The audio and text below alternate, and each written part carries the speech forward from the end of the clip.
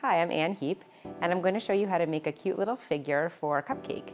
A few things you'll need is obviously a cupcake, buttercream, frosting. You'll also need a knife, an X-Acto knife, a rolling pin, a pizza cutter, a paintbrush with Tylose glue, another paintbrush, add some petal dust, a small tip for the mouth, some disco dust and a fluffy brush, a clay tool, an edible marker, a skewer, and some toothpicks.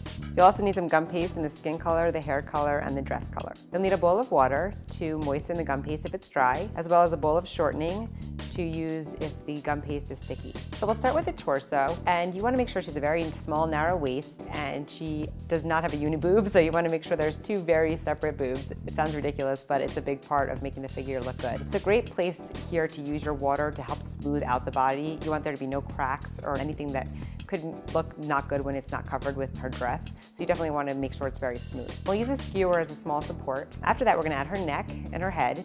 And her head should just be not too large. Once we add the hair, it adds a lot of weight, so you want to keep the head sort of small.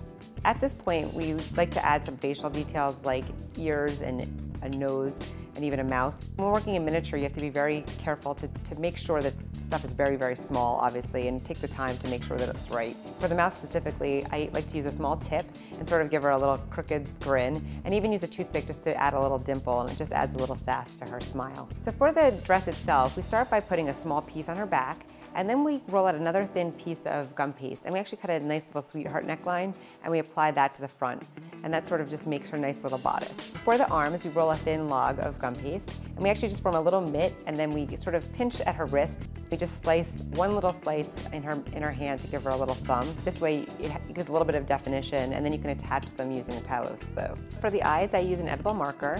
I like to do 2 small dots, and then I add some flirty eyelashes. Then we move on to her hair. I use a clay tool, and I basically give it definition so it looks like hair. I like to start in the back and add sort of the bigger pieces in larger pieces first, and then I sort of add smaller pieces as it gets to the top of her head. Our final touch is to add some blush, and basically at this point then she's ready to go on the cupcake. So I just pipe a nice swirl with the pink frosting, add a little bit of disco dust glitter, and pop her right on.